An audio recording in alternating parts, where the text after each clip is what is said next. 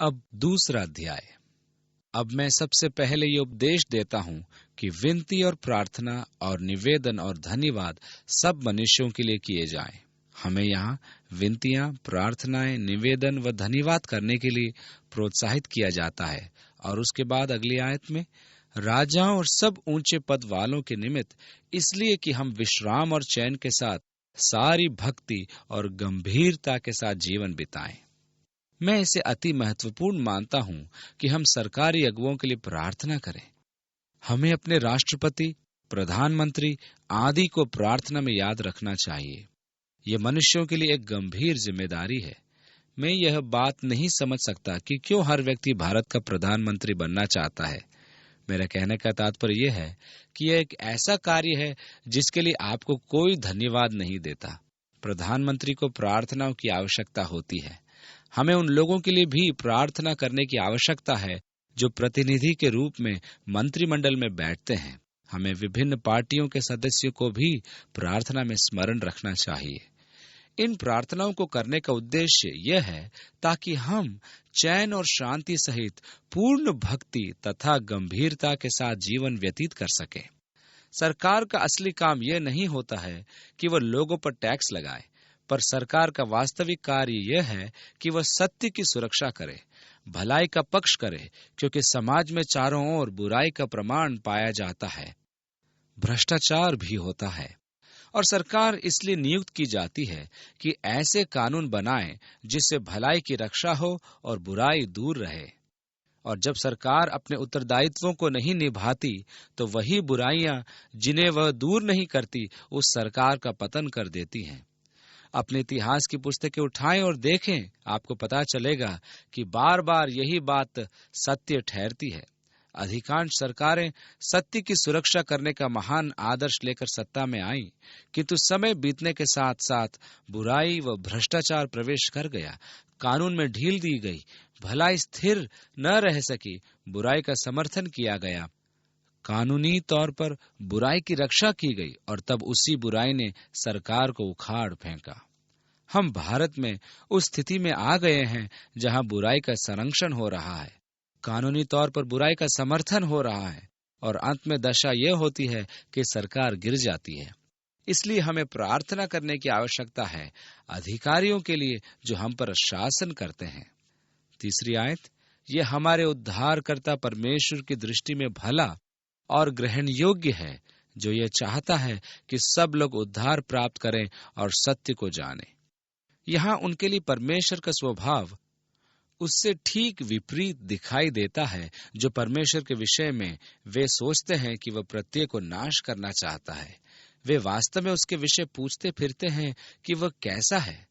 तब वे विचार करने लगते हैं कि परमेश्वर न्यायी है और सबको दंड देगा। ये विचार कितना विपरीत विचार है। यह परमेश्वर के स्वभाव से जो सबका उद्धार करना चाहता है कितना अधिक विपरीत है। परमेश्वर नाश नहीं करता। यहेजकेल नबी के द्वारा परमेश्वर की पुकार 33वें अध्याय के 11वें आयत में इस प्रकार आती है, मेरे जीवन की सौगंध, मैं दुष्ट के मरने से कुछ भी प्रसन्न नहीं होता, परंतु इससे कि दुष्ट अपने मार्ग से फिरकर जीवित रहे। हे इज़राइल के घराने, तुम अपने अपने बुरे मार्ग से फिर जाओ, तुम क्यों मरो। पतरस अपनी पहली पत्री के 3 अध्याय की 9वीं आयत में कहता है, वह नहीं चाहता कि कोई नाश हो, परंतु यह कि सब पश्चाताप करें। पौलुस इन पदों में कहता है, परमेश्वर चाहता है कि सब लोग उद्धार प्राप्त करें।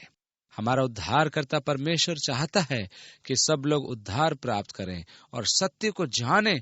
और वह सत्य क्या है? 5वीं आयत में आगे लिखा है, परमेश्वर एक ही है और परमेश्वर तथा मनुष्यों के बीच एक ही मध्यस्थ भी है, अर्थात मसीह यीशु जो मनुष्य है। जब अय्यूब पर विपत्तियां आई तो वह अपनी संपत्ति खो बैठा था। उसकी संतानें मर गईं, उसका स्वास्थ्य जाता रहा, दुख व फोड़ों से वह भर गया, वह राख पर बैठ गया। उसकी पत्नी ने उसे दुख भरी परिस्थिति में पड़े देखकर कहा, प्रिय पति, क्यों नहीं तुम परमेश्वर को कोसते और मर जाते? मैं तुम्हें इस दशा में देख नहीं सकती। उसके मित्र उसे तसल्ली देने आते हैं, लेकिन शांति देने की बात तो दूर रही, वे उस पर दोष लगाने लगते हैं। उसके एक मित्र एलिपज ने उससे कहा, तू क्यों नहीं परमेश्वर से अपना संबंध ठीक कर लेता है? जब तेरा संबंध ठीक हो जाएगा तो सब कुछ ठीक होगा। उसने जवाब दिया, बहुत धन्यवाद, पर यह तो बताओ कि परमेश्वर से अपना संबंध ठीक करने का तुम्हारा अर्थ क्या है? मैं कौन हूं कि मैं परमेश्वर के सामने ठहर सकूं और मुकदमा लड़कर जीत सकूं? उसने कहा, मैं बाहर निकलकर जब तारागण को देखता हूं तो अनुभव करता हूं कि परमेश्वर कैसा महान है। मैं यहाँ धरती पर कुछ नहीं हूँ। परमेश्वर तो महान है और मैं बिल्कुल तुच्छ हूँ। मैं सब जगह उसे ढूंढता हूँ। वह यहाँ मेरे चारों ओर तो है, पर मैं उसे देख नहीं सकता। तो मैं कैसे उस महान परमेश्वर के सामने अपने आप को निर्दोष ठहरा सकता हूँ? परमेश्वर विशाल है और मैं तुच्छ हूँ, तथा बीच में कोई मध्यस्थ भी नहीं है जो हम दोनों के बीच आकर बातचीत करा सके। अय्यूब ने ऐसे मनुष्य की समस्या को अनुभव किया जो परमेश्वर से बातचीत करने का प्रयत्न करता है और संपर्क साधने व उसे छूने का प्रयत्न करता है। यह सीमित व असीमित के मध्य भारी खाई के ऊपर एक पुल बनाने के प्रयत्न करने के समान है।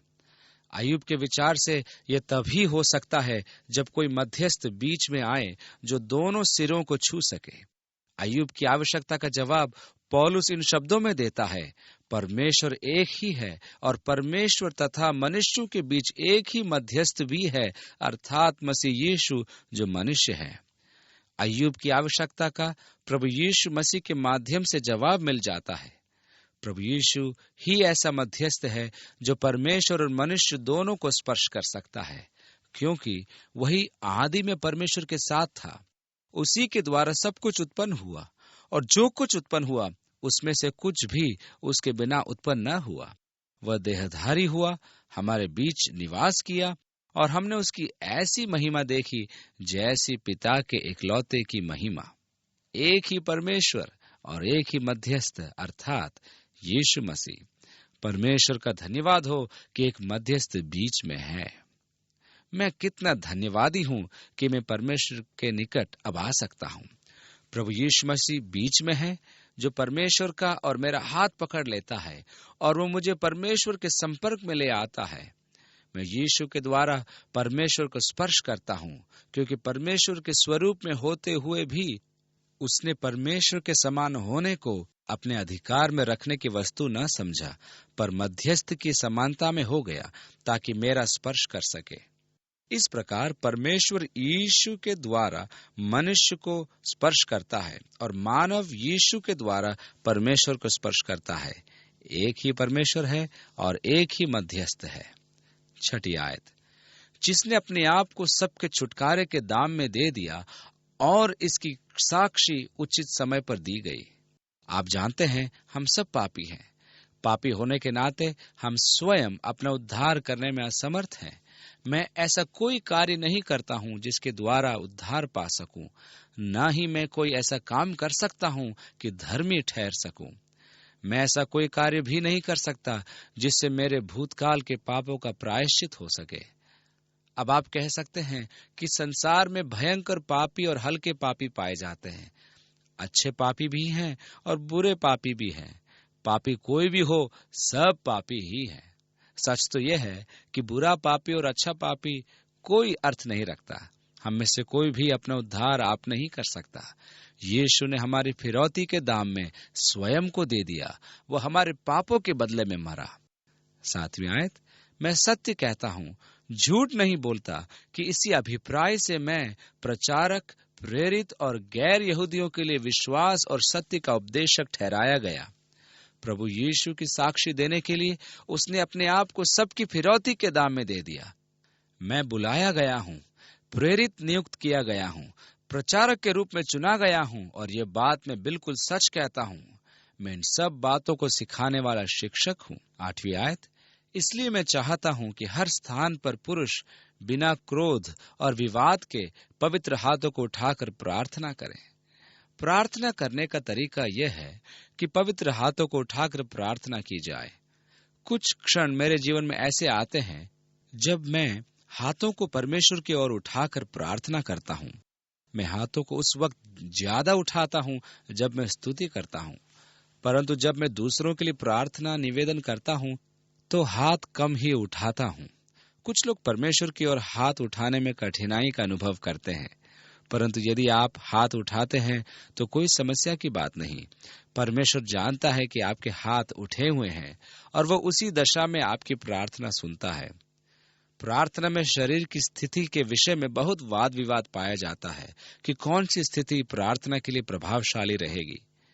जब मैं संडे स्कूल का छोटा सा लड़का ही था तो शिक्षक प्राय हमसे कहा करते थे, सब बच्चे सिर झुकाओ, हाथ जोड़ो और आंखें बंद कर लो, अब हम प्रार्थना करने जा रहे हैं।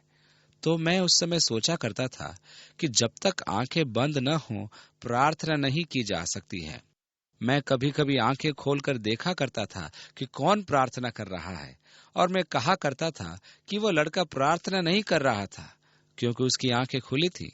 और फिर मेरे साथी पूछा करते थे कि मुझे कैसे पता चला कि वे प्रार्थना नहीं कर रहे थे।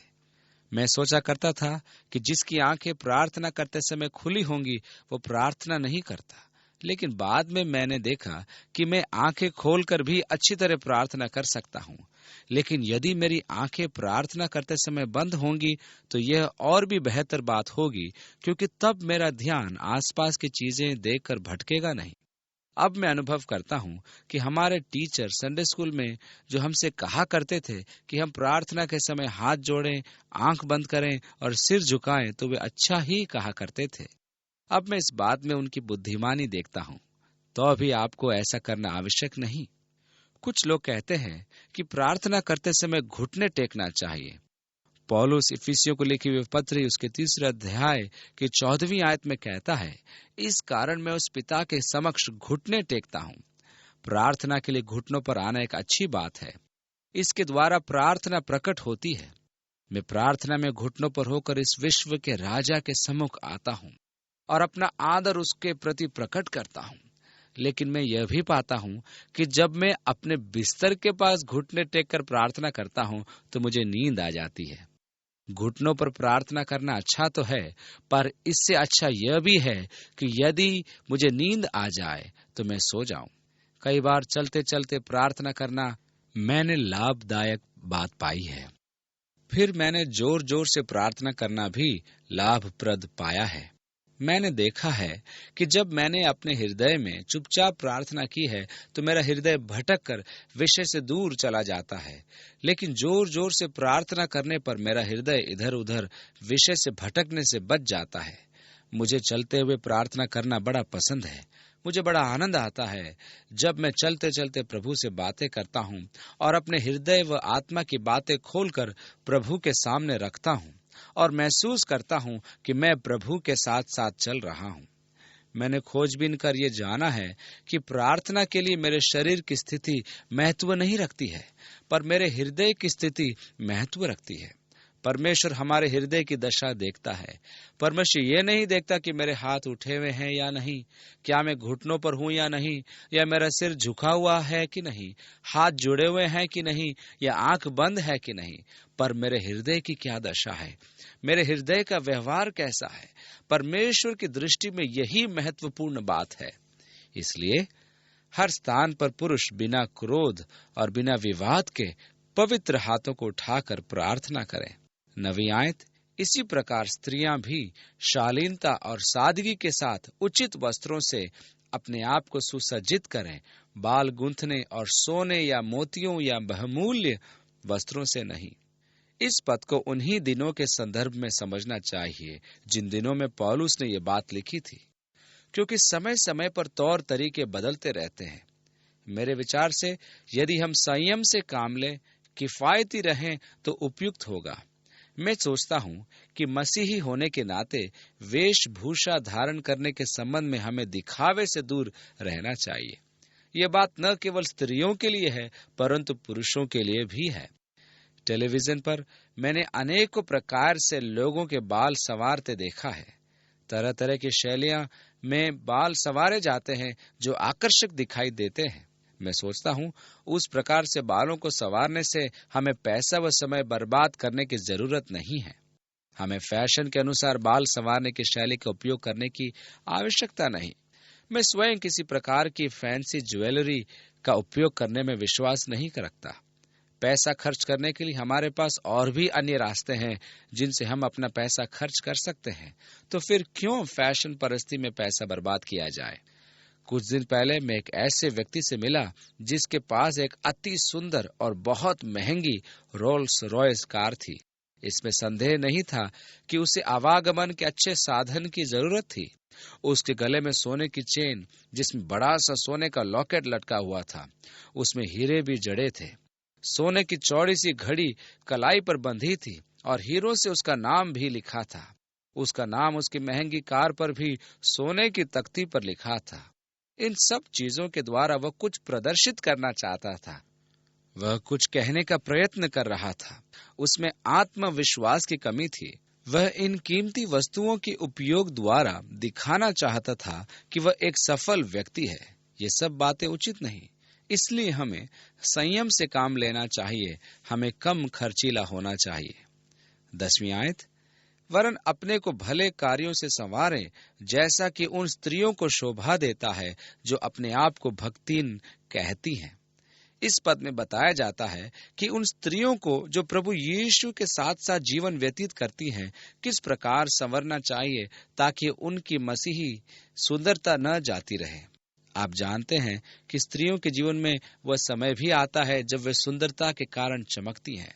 मैं सोचता हूँ, जब स्त्रियां गर्भावस्था में होती हैं, विशेषकर प्रसव काल के अंतिम दिनों में, तो जितनी सुंदर वे उस काल में होती हैं उतनी कभी भी नहीं होती। और जब स्त्रियां प्रभु की निकटता में रहती हैं तो उनकी सुंदरता और बढ़ जाती है। उनके जीवन पर प्रभु की विशेष चमक रहती है और ऐसी चमक जिसके बराबर कोई चमक नहीं ठहरती। मुझे इस बात से कोई सरोकार नहीं कि आप अपनी सुंदरता पर कितना धन खर्च करते हैं। प्रभु के साथ साथ चलने वाली स्त्रियों के मुख की सुंदरता ही प्रशंसा के योग्य है। यही सुंदरता श्रेष्ठ होती है। अब इसके बाद पौलुस बड़ा विवादपूर्ण विषय प्रस्तुत करते हुए कहता है, प्रत्येक स्त्री चुपचाप और संपूर्ण अधीनता से शिक्षा ग्रहण करे। मैं यह अनुमति नहीं देता कि स्त्री उपदेश दे या पुरुष पर अधिकार जताए, वह चुप रहे।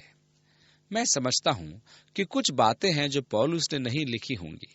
ध्यान दें कि पौलुस स्त्रियों को उपदेश देने और अन्याय पूर्वक पुरुष पर अधिकार करने से मना करता है और ये आत्मिक विषयों पर लागू होती है। तो भी तीतुस को पत्री लिखते समय पौलुस कहता है कि बूढ़ी स्त्रियां जवान स्त्रियों को शिक्षा दें। स्त्रियों को, खासकर जवान स्त्रियों को, कुछ ऐसी शिक्षाएं दी जा सकती है जैसे उन्हें अपने पतियों से कैसे प्रेम रखना चाहिए, घर का प्रबंध कैसे करना चाहिए, किस प्रकार उन्हें धार्मिकता व पवित्रता से बातचीत करनी चाहिए इत्यादि। मेरी पत्नी का कहना है कि उसे कलीसिया की जवान स्त्रियों को धार्मिक शिक्षा देने की बुलाहट है। अब मेरी पत्नी ने परिवार का पालन पोषण करके बच्चों को उनके पैरों पर खड़ा कर दिया है। अब परिवार में और कोई उत्तरदायित्व नहीं रह गया, इसलिए अब वे स्वतंत्र हैं कि अपने उन अनुभवों को जवान स्त्रियों के साथ बांटें जो उन्हें परमेश्वर के साथ साथ चलने पर प्राप्त हुए हैं, ताकि अन्य परिवार प्रभु के भय व शिक्षा में बढ़ सकें। पौलुस तीमुथियुस को बताता है कि किस प्रकार उसने अपनी माँ और अपनी नानी से पवित्र शास्त्र की शिक्षा ग्रहण की है। इस प्रकार बच्चों की शिक्षा की जिम्मेदारी विशेषकर माताओं पर निर्भर होती है। यहाँ केवल 2 बातों के लिए पौलुस मना करता है, स्त्रियां पुरुषों को न सिखाएं और आत्मिक बातों में पुरुषों पर अन्यायपूर्ण अधिकार न जताएं। यही 2 बातें पौलुस द्वारा मना की गई हैं, पर वह स्त्रियों को पुरुषों के साथ अनुभव बांटने को मना नहीं करता। कुरिन्थियों को प्रथम पत्री लिखते समय पौलुस स्त्री को प्रार्थना या नबूवत करने का वर्णन तो करता है, पर उन्हें मना नहीं करता कि वे ऐसा न करें। कुरिन्थियों को लिखे हुए पहले पत्री के अंदर वो कहता है, जो भविष्यवाणी करता है वो आत्मिक उन्नति, उपदेश तथा सांत्वना देने के लिए मनुष्यों से बोलता है। इस प्रकार मैं उन क्षेत्रों को पाता हूँ जहाँ स्त्रियां प्रभावशाली सेवा कर सकती हैं।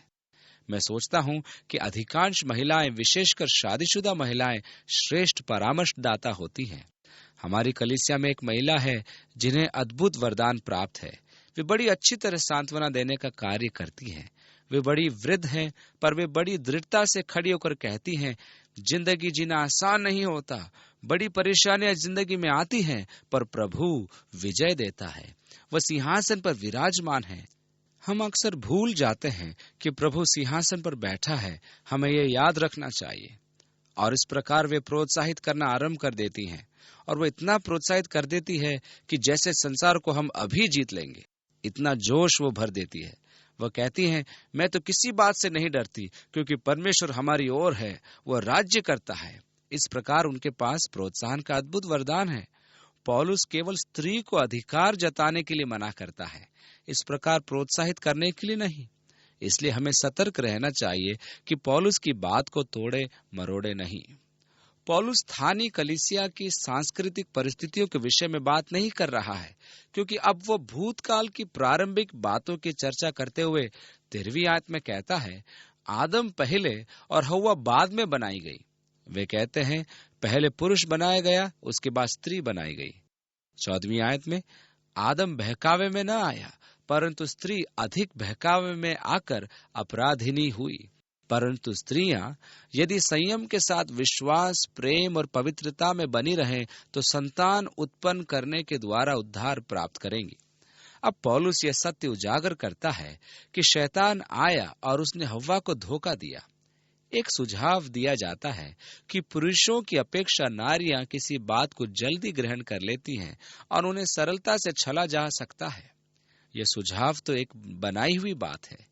ये बड़ी रोचक बात है कि बहुत से पंथों की बागडोर स्त्रियां ही संभाले रखती हैं। ये बड़ी अद्भुत व रोचक बात है कि जब आप अखबार पढ़ेंगे तो आपको स्त्रियों द्वारा संचालित धार्मिक, वैज्ञानिक, शिक्षा व प्रशिक्षण के इश्तिहार बहुत मिलेंगे। मत्ती रचित सुसमाचार उसके 13वें अध्याय के 33वीं आयत में एक स्त्री का वर्णन पाया जाता है जिसने 3 पसेरी आटे में खमीर मिला दिया, और जब तक सारा आटा खमीर न बन गया वह मिलाती रही। प्रकाशित वाक्य के 2 अध्याय में एक स्त्री इजबेल का वर्णन पाया जाता है जो कलीसिया के सदस्य को व्यभिचार करने व मूर्तियों का प्रसाद खाने के लिए प्रोत्साहित करती है। पर वचन के अनुसार स्त्रियां उपदेश नहीं दे सकती हैं और न ही पुरुषों पर आत्मिक बातों में अधिकार जता सकती हैं। 15वीं आयत में आगे पौलुस कहता है, संतान उत्पन्न करने के द्वारा उद्धार प्राप्त करेंगे। यहाँ अर्थ यह है कि संतान उत्पन्न करते समय सुरक्षित रहेंगे। उन दिनों में एक स्त्री का सबसे बड़ा भय यही होता था कि कहीं वो बच्चे को जन्म देते समय मर न जाए। उन दिनों बच्चों को जन्म देने वाली माताओं की मृत्यु दर बहुत ज्यादा थी। इसलिए जब भी कोई स्त्री गर्भवती होती थी तो वो प्राय दुविधा व चिंता ही में रहा करती थी। उन्हें परम आनंद का भी अनुभव होता था कि वे बालक को जन्म देने जा रही हैं, पर साथ ही यह भी भय सताता था कि वे जीवित भी रह पाएंगी या नहीं, क्योंकि चिकित्सा सुविधा का अभाव था। इसलिए पौलुस उन्हें सांत्वना देते हुए कहता है कि प्रभु प्रसव काल में उनके साथ रहेगा, वे सुरक्षित रहेंगी। उन्हें डरने की जरूरत नहीं कि बच्चे को जन्म देते समय वे मर जाएंगी। ऐसी स्त्रियां जो गर्भवती हैं, यदि वे विश्वास, प्रेम व पवित्रता में स्थिर रहेंगी तो इसी अनुभव के द्वारा प्रभु उनकी रक्षा करेगा। उन्हें उस समय डरने की जरूरत नहीं। फिर पौलुस उन्हें उत्साहित करता है कि प्रभु उनके हृदयों को अपने प्रेम और सत्य द्वारा भरपूर करे, ताकि वे प्रभु की संगति में चलती रहें और प्रभु उनकी आवश्यकता अनुसार सब कुछ पूरा करे। दुख के समय अपनी शांति का हाथ उन पर रखे। वे मसीह यीशु में परमेश्वर की दया और अनुग्रह का बहुतायत के साथ अनुभव करें और वे प्रभु के प्रेम व उपस्थिति को सदा अपने साथ अनुभव करें।